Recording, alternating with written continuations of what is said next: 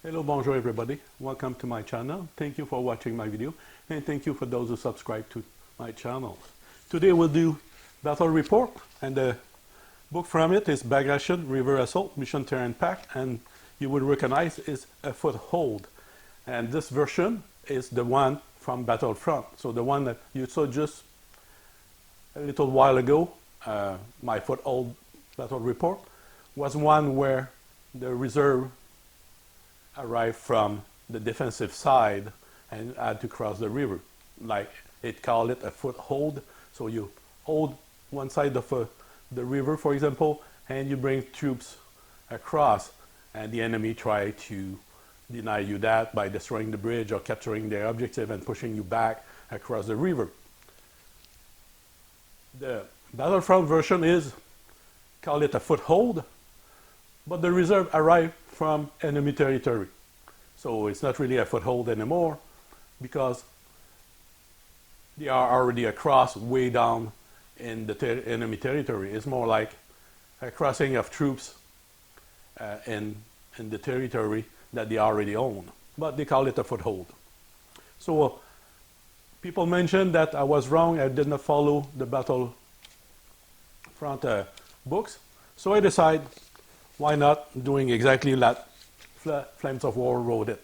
And we will attack and try to put them across the river, and the reserve from the Canadian will arrive from deep inside the German territory. So to be quick, because I don't want to spend too much time on reading the rules, is they said the Red Army established a foothold across the river and they rapidly about expanding the bridge head. However, the German knew this and will counterattack almost immediately, attempting to drive them back across the river. So it makes sense. You cross the river, you try to reinforce and push the German back.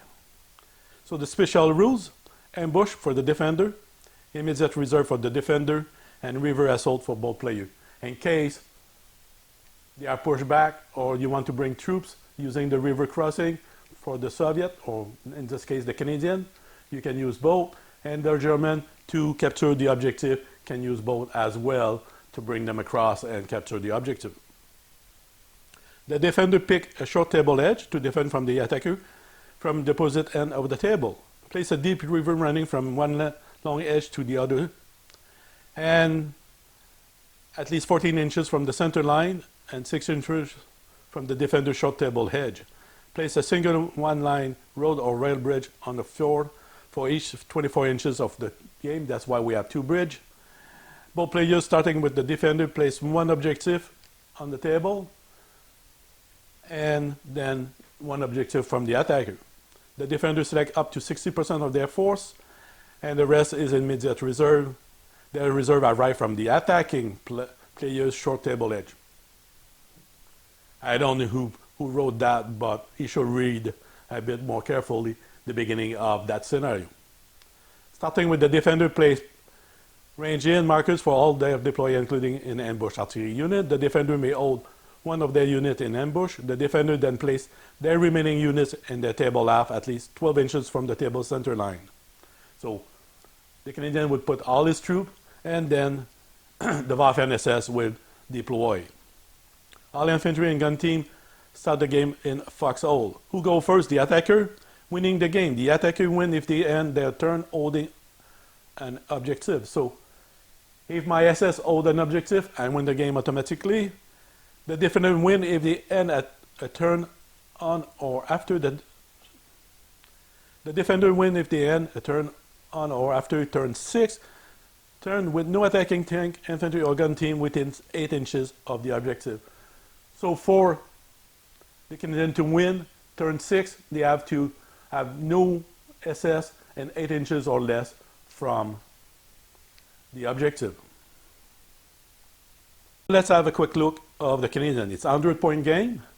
So we have the Canadian with 4 priests, 1 platoon of a Sherman Firefly of 3 vehicles. The formation HQ of the tank is 2 Sherman. We have on the infantry side 3 universal carrier, 2 platoon of 9 in the team of infantry, that's 1 there, and 1/4 of the infantry for the formation. So we have 2 formations for the Canadian, 1 armored and 1 infantry. In the ambush, we will have 2 17-pounder, and in immediate reserve, we have 4 M10, 18 point, a platoon of Sherman Firefly for 13 point, and a platoon of infantry 19 for 9 point, exact 40 point. So that completes the Canadian unit. For the German, we have 1 formation of infantry, and that formation includes 2 platoon of 5 team of Panzergrenadier with the Panzerfaust, and 1 platoon of 7 team with Panzerfaust, 1 heavy machine gun team of 4, platoon of 4 team. We have 3 naval warfare for artillery. We have Spearhead, 1 platoon of Puma. We have a platoon of SS Panzer Jagdpanzer 4 of 3 team. We have a platoon of Sturmgeschütz from the Fallschirmjäger. So they are hit on 4. So a team of 3 Sturmgeschütz. And we have a platoon of 2 Tiger. The 2 Tiger will play Tiger Ace. And to make it true to my previous battle report, then we'll use the Tiger Ace as well, the same way is from the other scenario. And the 2 Tiger Ace is deadly gunner. So let's look at the Canadian deployment. We have at the far end here 4 priests near the objective and the far end of the defensive zone. Near the end of the table here, we have all the ambush and the reserve to be ready to be deployed. Then we're going to go across, and we can see we have here a platoon of 3 universal carrier are in the forest near the edge of the deployment zone. Near the SS objective, we place a platoon of infantry. It's 9 team. They are gun to ground and foxhole, and we have the command of the formation here. On the other side of the map, we have the formation command of Sherman, and we have 3 Sherman Firefly deployed in the back of the forest. I knew something was wrong with the Canadian unit. I was missing my 4 Vickers.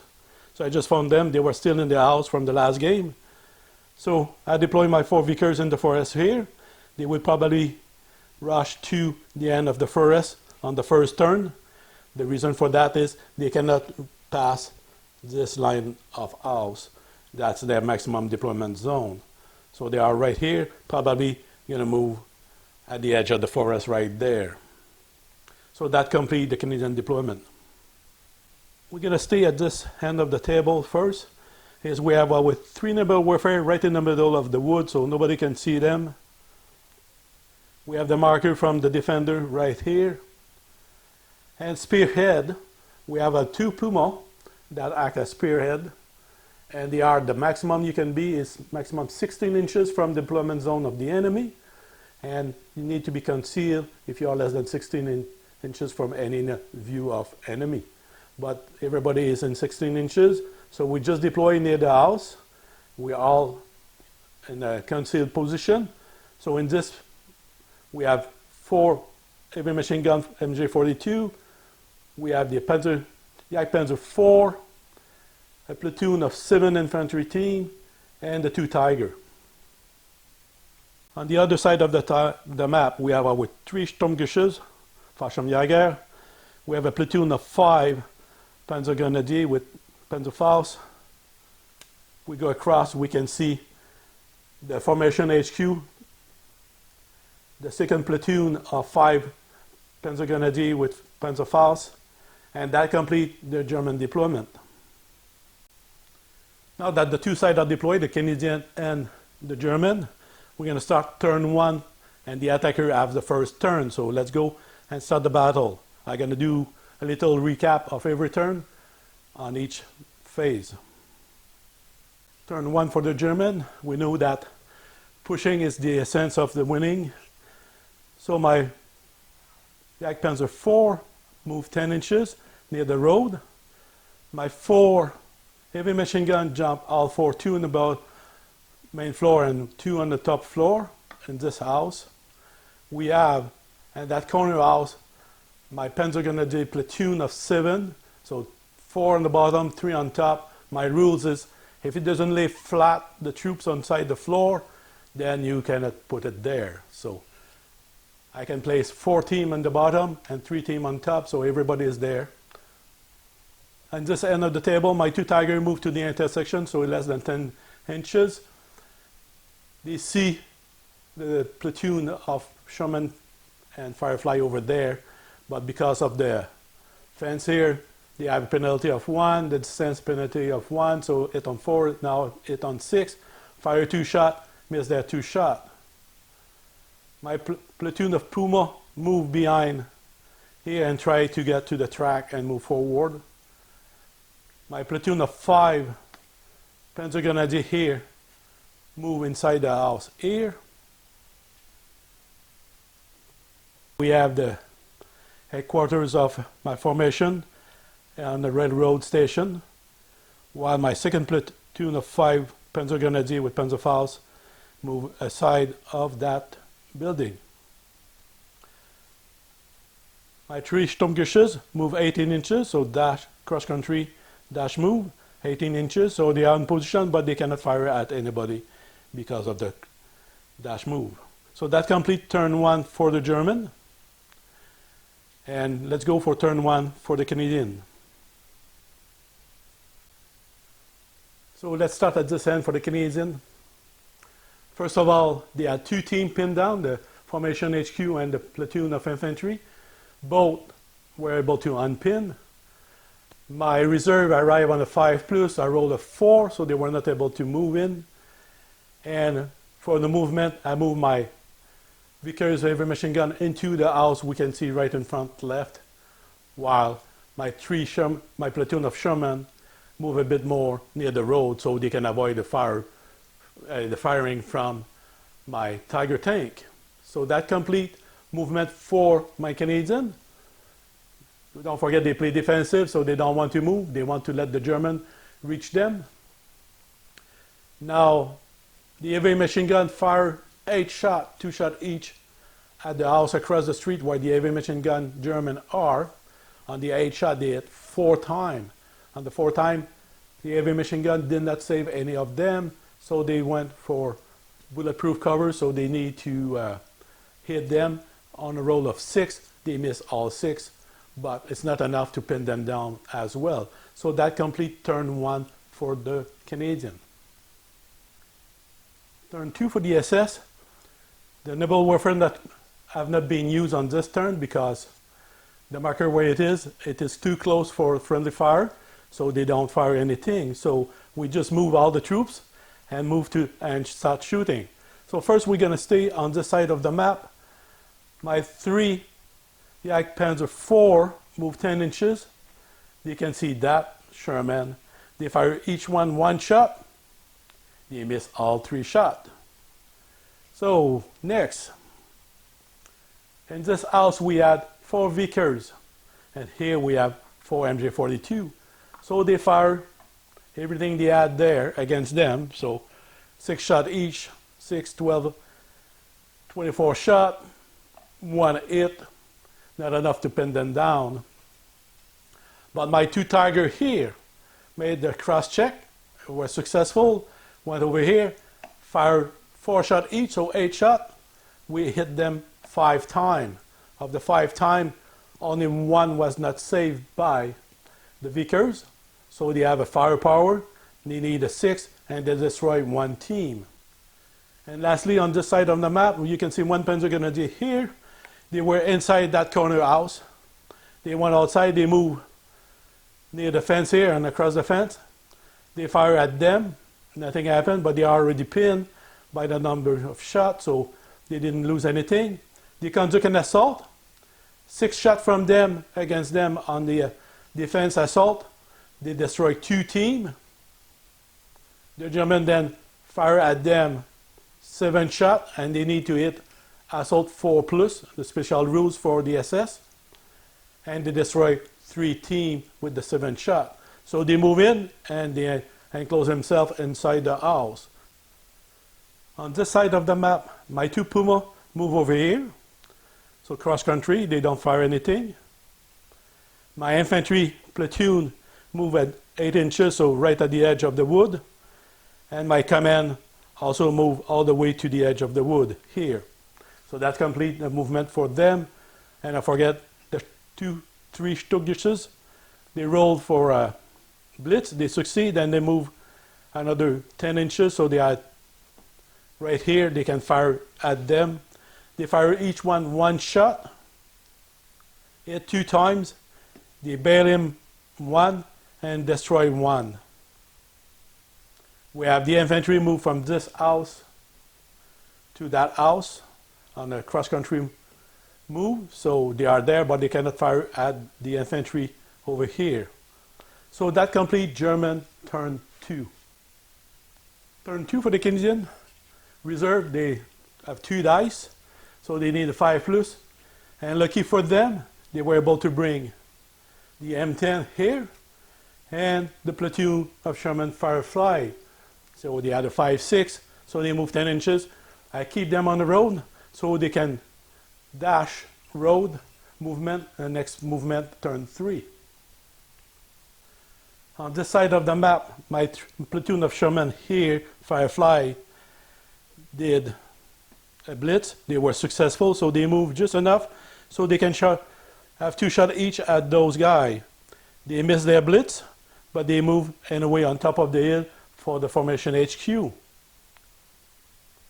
So they fired 6 shots, and they fired 2 shots. On total, 1 Jagdpanzer IV was destroyed, and 2 were bailed out. So it doesn't look good on the side of the map for the German. Here on this side of the map, I decided to spring my ambush right here. If they are less than 16 inches, they have to be concealed. So the edge here conceal them. So they spring right here, fire 2 shots each, and destroy 1 Sturmgeschütz. Here we had 1 bailout universal carrier and 1 left. So we need to unbail if we don't want to do last 10.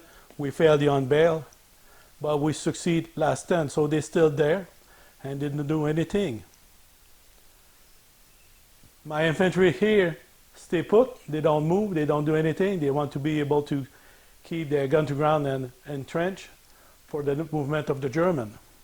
So that's complete turn 2 for the Canadian. On this end of the table, the German move their Puma forward, past the 2 Sturmgeschütz that is left alive, and put themselves in position to hit the 2 universal carrier. There was 1 bailout, 1 in the game. They managed to bail out the second one, but not able to destroy any of them. They failed their firepower. So now the 2 bailout got assaulted by the infantry. They used their Panzerfaust, and they miss. They lost 2 teams when they attacked the universal carrier. They were pinned down. But universal carrier, when they counterattack, need a 6. They fail, so they let the vehicle there and run away. They were more than 8 inches from the 17-pounder left, so they were not able to have help from the 17-pounder. Now they consolidate behind the 2 or the 3 universal carrier that is destroyed and stay there. Now my 2 Sturmgeschütz fire at the 17-pounder. There 1 destroyed, the other is there. And we are there for the 17-pounder and this side of the map. Here in the middle of the map, we had 2 teams, 1 of 5 here, and 1 of 7 that become 5 because they have some loss. So 2 teams of 5, 2 platoon of 5 teams.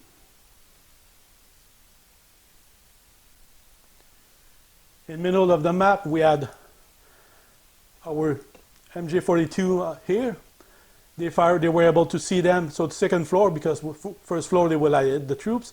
Second floor, so 6 shots each. They hit 4 times, nothing happened. Then my infantry here fire at them. Movement hit enough to pin them down. They did the same with those troops. They keep them pinned down, but did not inflict any loss for the Canadian. Now this platoon at 5 team were close enough to assault the two team over here, and there's a third team there. So they assault those two teams. They lost 2 team on the assault. They fired, killed the 2 Canadian. Now this team were close, 4 inches close, so they counterattack, successful, destroy 1 team Canadian. The Germans successful on the counterattack, and were able to destroy that team. They need both the Canadian or the German 4+ to destroy a team, because they have special rules on assault. It's a 4+. Now the Canadian won. There's nothing less than 4 inches from the troops, so they just back off across the wall there to protect themselves, and that complete on this side of the map. Now the Tiger need a 2+ to pass the wall. They successful, so they move 10 inches. They fire 2 shots at the Sherman, hit once, and firepower easy to destroy, so they lost 1 more team over there. On this side of the map, I had 2 Jagdpanzer IV bail out. I rolled only 1 were able to successful unbail, the others stay bail out. Had to do a last 10, they passed the last 10, so they were able to continue fight. They fired 2 shots at the command here and missed both shots. So that complete turn 3 for the German. Turn 3 for the Canadian, so road dash for my M10, road dash for my Sherman platoon. They will move up 20 inches, so that's where they are at. Still too far to the battlefield. And I roll enough, and it's 3 dice anyway. I bring my last platoon of infantry, or my last reserve, are into the game at 8 inches from the board. On this side of the map, my platoon of Sherman, there was only 1 Sherman left. Last 10, successful, so we stay in the game. And we have my 2 HQ here of the Sherman or formation HQ. They fired 2 shots, they missed, fired 2 shots, and they were only able to successfully bail him out. So now my Jagdpanzer IV, both are bailed out again. On this side of the map, the 17-pounder is alone, so he need to perform last 10. He successfully did that, so he's back in the game. He fired 2 shots at the Sturmgeschütz. Hit once, firepower because it's 14, and the front armor is 7, so destroy 1, so there's only 1 Sturmgeschütz left into the game. So they're going to have to do a last 10 too. Now, my infantry did not fire or anything. They want to stay gun to ground and in their trench. So good for them, but I forget they are bailed out. So let's see if I can unbail them. So my infantry here is pinned down. I need a 4+ to unpin them, so let's roll. It's a 3, so they stay pinned down. I forgot to do that in the movement, so I just done it live right here. So they are still pinned down, so that's complete. Turn 3 for the Canadian. Turn 4 for the German. The SS went onto the attack. It's everything or nothing. So they decide to move everything they have near the objective and go for it. So first of all, my Sturmgeschütz here fired 2 shots at that guy, hit twice. 1 he saved, the other is a firepower is successful, so he destroyed. My platoon of 3 infantry here assault my formation command of Canadian, and they just get all 3 destroyed, so that's it for them. Then my Tiger went and assault the Canadian. First the Piat fire at them, nothing happened, and they return fire and destroy a couple. Then they swing again, and the Canadian were successful. The Piat fire destroy a Tiger. So that was 1 Tiger less. So the Canadian swing again. The SS swing again, successful because the Tiger is a 2+. And they attack again and destroy a couple more. one more. Then Canadian swing, successful, 4 inches they were. The Piat fired one shot, and